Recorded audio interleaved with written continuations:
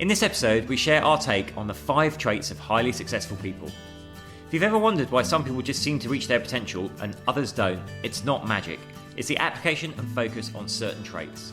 We absolutely loved recording this episode because we've learnt so much over the past few years in business and personally, and these traits are always at the front of our minds. We hope you enjoy.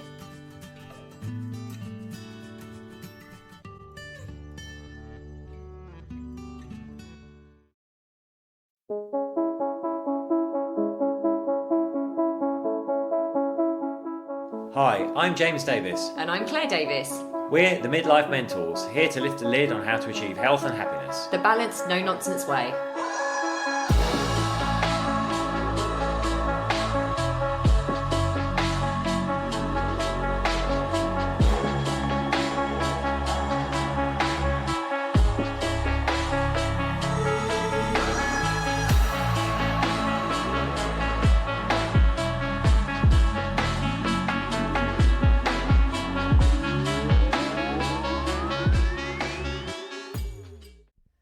Hello and welcome to another episode of the Midlife Mentors with me, James. James is back doing it, and me, Claire. James is back, stealing the show right at the beginning. I am. Always speaking first. It's been having a discussion about how far away it should be from the microphone. So I noticed Claire inches forward despite her foghorn leghorn mouth.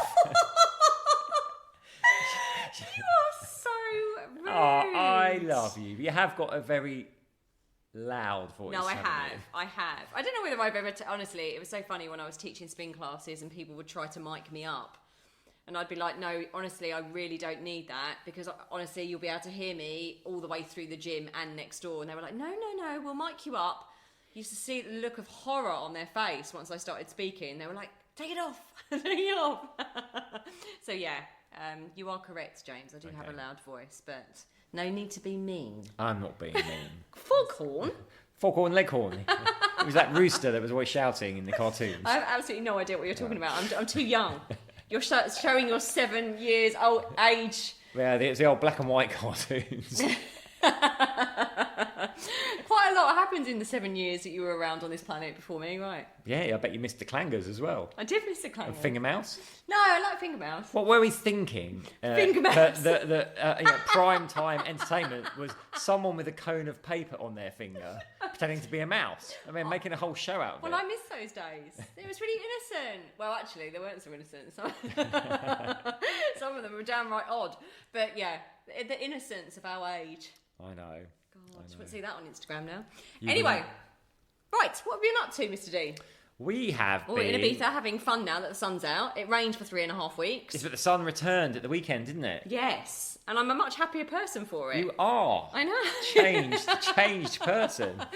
The sunrises, we went for our gorgeous sunrise swim this morning, which was lovely. Oh, it was beautiful. We went, if you know Ibiza at all, we went down to Calaconta in the south of the island. Conta with an M or an M? Conta with an M. Everyone says Conta. Oh. Well, went there yesterday, and Claire realised she hadn't been there for decades. I hadn't been there for years and years, and when I lived here, James refused to drive me. Well, actually, I do the driving, so I could have just got in the car and gone myself, but he refused to take me to anywhere that was further than a 15-minute drive away, because he got real island mentality, so he never took me to the nice places. So I decided this time that that's going to change. And we liked it so much, we got up early this morning and made sure we were there for sunrise when it was deserted. Unfortunately, that did mean we had to run the blockade of Guardia Civil roadblocks trying to catch people coming home from Pasha. But I think, when they looked through the window and saw that I was in swimming trunks and flip-flops, they were kind of like, this guy has not been at a nightclub all night. They did breathalyse me. So they breathalyzed me, right? And I had even though I knew I hadn't got any alcohol in me, I got really anxious and nervous. It's terrible, isn't it? When you see, Guardia Civil. There was a lot of them. It was quite serious. There were like 5 of them. Yeah. Anyway, we got to our nice sunrise swim. We did. And It's beautiful. Just been knuckling down and getting working excited. hard. It's really interesting. Most people I sense are kind of like easing off now, and we are just like all guns blazing going. We've got so many exciting projects in the pipeline. So a little bit overwhelming at points. So we've just, we've been working all day today. Today is a Sunday. We're a day late with this. We normally put this out on a Saturday, but because the sun did come out yesterday, we decided to go and enjoy it. So we've worked all day Sunday. We don't mind. We don't mind. We love it. We love it. Work is play. Work is play. And the harder you work, the more successful you get, which brings us nicely to the topic for this week's instalment. Which is 5 habits. No, 5 traits. Sorry, I got it wrong already. Oh my God. One trait is listening, is it? Well, Yes. 5. It is, darling. 5 They- traits of successful people. But one of the traits of a successful person is they listen. So yeah, 5 traits of highly successful people. So we're really excited to talk about this because, we, for a long time now, have done a lot of our own personal development. And obviously a big part of what we do with people that go through the midlife method is help embed and reprogram their minds to be more successful and actually start engaging in the traits and the habits that will help them become the most successful version of themselves, physically, mentally, and emotionally. So we realised we hadn't really we discuss it between ourselves, but we don't discuss it really with anyone else. So we thought, okay, let's go through 5 traits of highly successful people. So the first one, Mr. D, would you like to drum roll, do number 1? They invest. Specifically, they invest in themselves. This is what the longer we've gone on ourselves, building our own business and forging our own path, the more coaches and mentors we've worked with and people we've networked with, realize the most successful people are always investing in themselves. They're always spending thousands and thousands a month on developing themselves, whether that's through courses, with other coaches, with mentors, but they've always got something on the go. And this is a lesson we learned ourselves actually last year in Marbella, when, to be honest, I think we were feeling like a little bit run down by the end of the year, and we're kind of like, we've got a handle on this, we know what we're doing, and we dropped working with any kind of coach or mentor, following any program, and of course, I don't know why we did it. It just went a little bit haywire for us for a while.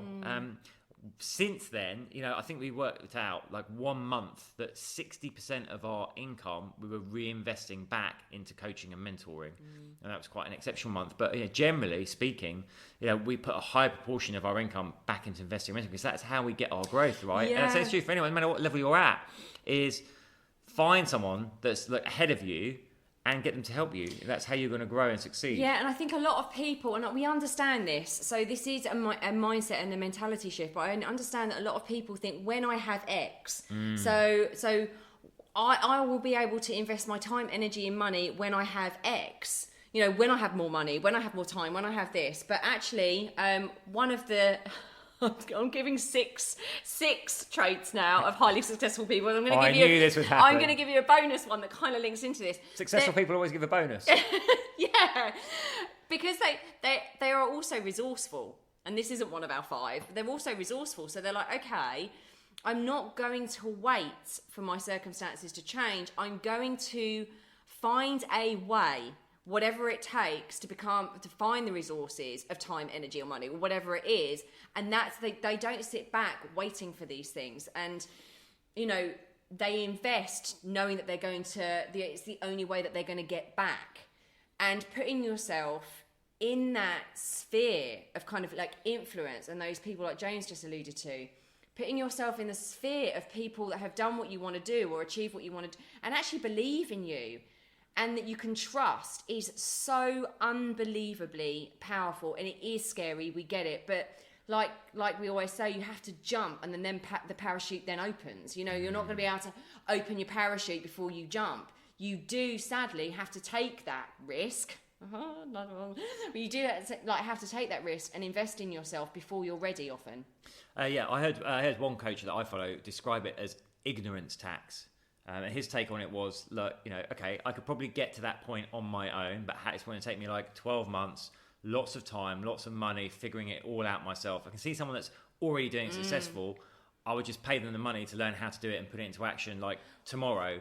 And said that money I pay is just paying for my education. Well, yeah, because how much money are you losing by spending 2 or 3 years trying to master it all yourself, rather than paying someone and doing it quick smart so you can actually start getting the results, living a better life, living a happier life, getting your relationship on track, getting your health on track, starting to live your dreams, starting to do all those things that you've been waiting to do.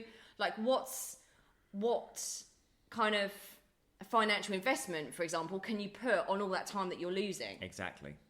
So they invest in themselves. Number 2 is they are disciplined, right? So we did a whole podcast on this a few weeks ago.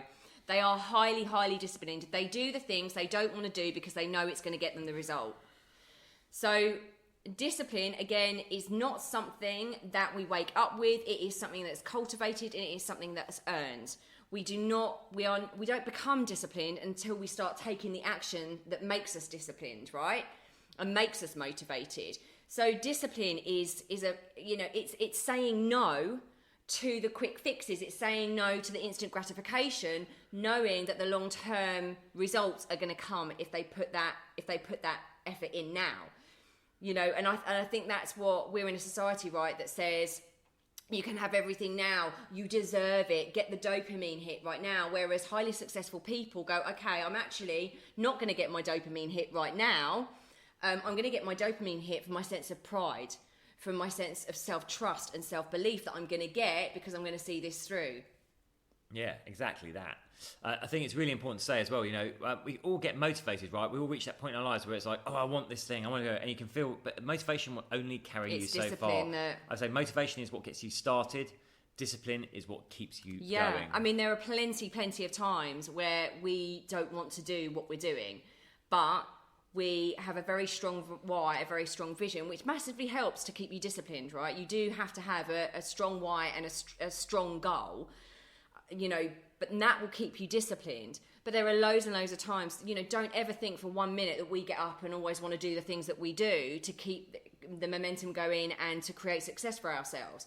We do plenty of things that we don't want to do, but we do them because we know it's going to give us the life of our dreams and the health of our dreams and help so many other people. Case in point, we've worked pretty much all day today, Sunday, and we're just like actually mapping out the week ahead, and we figured out, we're going to be working every day up to and including Christmas Eve, and then probably give ourselves a 2 days break before we're back into it again. Yeah, absolutely. So discipline is huge. Number 3 is... you're not afraid to take calculated risks. Yeah. So this isn't about like just doing things willy-nilly or, leaping without looking. It's you obviously do your due diligence. You got your parachute on. But be aware of the voice of fear, and beware when that voice of fear is actually overriding what could be. Here's the thing: when we're looking at opportunity, often we'll look at the worst case scenario, right? It's how we're hardwired. It's part of our evolutionary makeup. What could go wrong, and if it does go wrong, what is the worst thing that can happen? And often we'll use that to talk ourselves out of taking a risk. And sometimes that's valid, and sometimes, many times, for our growth it is not valid.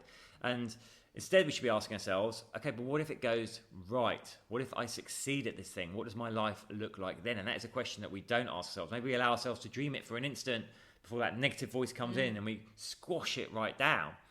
By all means, evaluate the possible negatives. And here's a trick you can do actually. When you do evaluate the negative outcomes and let your imagination run wild, you'll end up start laughing because you'll see how ridiculous some of them are.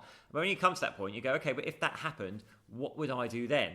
Yeah. And you'll have a strategy to deal with it. And you realise the worst case scenario isn't A, likely, and B, actually isn't that bad at all. Well, this is where we can comfort our subconscious mind, because actually there's plenty of things that haven't turned out the way that you wanted them to, I'm sure, in the past, but actually you got through them.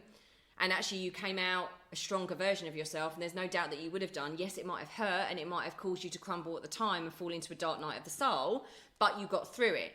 So actually what happens is at midlife, and this is one of the things we talk about, and this is why we do what we do so passionately, right? So many midlifers are afraid to take risks because they've got into their comfort zone. And they've created this life for themselves with all this stuff and all this, self-identity and material things and material possessions. They become very, very afraid of losing that. So we say, a lot of midlifers, when we were younger, we played to win, right? We had that mindset of playing to win. When we get into midlife, we play not to lose those things. And we get very, very frightened of losing those things. And we get very frightened of failure. But there is no success without failure. They say that success is a hangover of failure. It's just a byproduct of failure. So, highly successful people aren't afraid to take risks and go outside their comfort zone because they know that they cannot categorically get to where they want to get without being uncomfortable and without taking a calculated risk and jumping, not knowing when that parachute is going to open. If you don't take a risk, you don't grow. End of. Here's the thing: once you do start taking risks, you'll find over time you become more and more comfortable with taking them, and your growth will accelerate more and more. Listen, James and I, when we first got together in the business, we would take risks and get really, really afraid. And sometimes I would back off, or it can be really debilitating. But don't forget, you are an expansive being. You are meant to grow. There is a song inside you. I'll say this a million times over. There is a song inside you that's unique to you, that is meant to be sung. And what a shame that it won't get sung if you're not able to take some calculated risks and go outside your comfort zone. Also, remember that often the, in inverted commas, risk-free option is in reality just as risky. Yes, absolutely. Number 4 is work on your mindset. So one of the traits of highly successful people is they do work on their mindset. You know, they invest that time, energy, and money on people and things that will help them grow their sense of self and their sense of self-awareness and what they're here to do.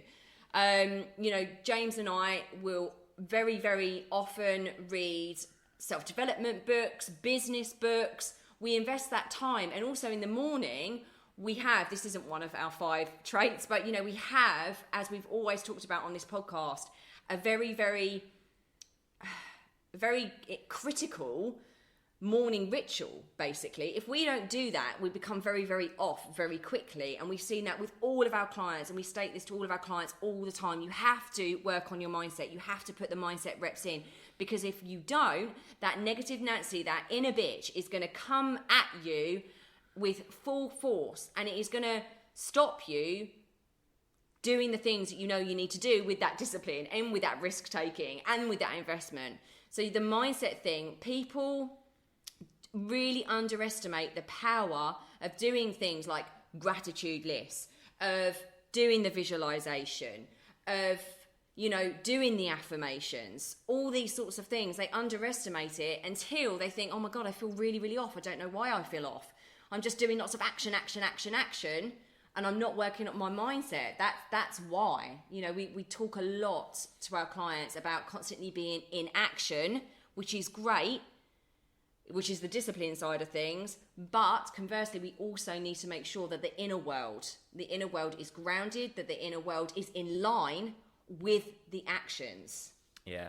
Here's the truth bomb for you. Working on your mindset is hard. It's really hard. But when you do and dull it makes sometimes. everything else easy. Yeah, it's the thing that falls away for so many people, including ourselves. And I'm very, very aware when I haven't been doing my mindset reps, and I'm like, right, get back on it. So really, really, most successful people have to consistently work on their mindset. And number 5 is... successful people are good gatekeepers of their time. They recognise that time is the only finite resource. So, you know, things like, yes, of course, money and things like that are important, but it's a resource you can regenerate. You can regenerate money. Particularly if you're already in a success mindset, you just be like, well, I'll just go out and create some more money. I'll generate some more wealth. But time, they recognise, is finite, which means, like, how am I using my time effectively? Am I making a plan to succeed? Am I going through that plan? Am I... minimizing time in my life with people that are energy drainers that aren't going to carry me forward, and I'm minimizing my time in situations that aren't doing anything for me that are going to move me forward. Am I protective of my time and who I spend that time with? But am I sitting there saying I don't have time, but actually I'm sitting there watching Love Island and I'm a celebrity, get me out of here, but complaining that I don't have enough time? Successful people don't do that. No. They are very, very aware, and they have an awareness of where their time is being drained, and they maximise every single inch of it. Yeah, listen, we all need downtime. We all need what we call like a state switch, right? We're super focused. We're working towards a goal. We can only keep that up for a certain amount of time, and then we'll need a break. So yeah, having that break is fine, but just be aware this is a break for me. I'm just like switching to neutral for a minute, and then you go back. The problem comes when just like neutral becomes the default position, and you're letting life just carry you along. Yeah, exactly. And, you know, highly successful people, again, I know that they will have, because we read all about this, and actually we've become so much better at this. They don't sit on Instagram and Facebook all day scrolling. They just don't. And they certainly don't have time to bitch and moan on social media because they're too busy getting on with their thing. They are too busy getting on with being successful in whatever area that might be. So again, they're very, very conscious about when they're on their social media, when they're watching TV, when they're doing things that are going to push them forward or repel them back. So there we go. Those are our 5 traits. I hope you find that useful. Yeah, and you can start applying them. Loved doing that one. And listen, we're learning all the time. Yeah. Of course we are. Well, life is all about growing. You're always learning and growing, which is the beautiful thing about it. We haven't got these dialed in ourselves all the time, but again, the more you grow your mindset, which is one of the traits, the more you grow your mindset and the more you surround yourself with like unbelievably inspiring, motivating people in the right communities, this is when you start to notice the traits of these people, and then you can emulate them. You're like, oh, okay, that's what they're doing. And yeah, those people will always be there to help guide you in a way that's so rewarding. So rewarding. Now, I want to say a thank you. We had a nice review from a listener. Oh, we did. So thank you so much, listener. We really, really appreciate that. We gave it a little shout out as well on our social feed. So thank you. If you're listening and you're loving the show, then please give us a good rating and give us a nice review. It helps the algorithm, which means it helps reach more people. So we'd love that. And likewise, sharing it, telling your friends and family about it as well if you think they might pick up some nuggets that are useful for them. Yeah, because this is all free, Sharing people. Is caring. Sharing is caring, but this is free, but because it's not like we ever remotely, there's not been one. It's 3 years old now, nearly, and there's not been one that we've thought, oh my goodness, I really resent doing this. Like, we love doing this podcast. And the fee for listening to this podcast is please go and review and share our podcast as much as you possibly can with anyone that you think will benefit from it. Because we don't promote this, we don't use ads to promote it. We certainly don't take sponsorship because we don't want your experience listening to this podcast to be interrupted, because I hate that. I hate interruptions on podcasts. So yeah, we are sending you so much love. We are until next week, which we think it's going to be our final one for 2023. Yeah. So that should drop on Christmas Eve, I think. Christmas Eve. As long as we manage our time effectively. I love that, Jones. And then we will love and leave you until early in the new year. But just want to give you a heads up as well. Claire and I have been running a free masterclass between Christmas and New Year. We are. Where we'll be lifting the secrets, or lifting the lid on some of the secrets to midlife health and happiness, how you can really thrive at midlife. So we're touching things that affect, your physical body, your mind. We'll be diving into a little bit about hormones and metabolism as well. So, keep your eyes on our social media and on your email inbox if you're signed up to our mailing list for info on that. We'll be running it again in early Jan as well. So do not miss out that. Yeah. And as always, any messages, comments, anything you'd like us to talk about, just send a message to team@the-Midlife Mentors. Yay! We've loved this one. It's been great. And we are sending you so much festive cheer. You take care. Bye. Bye.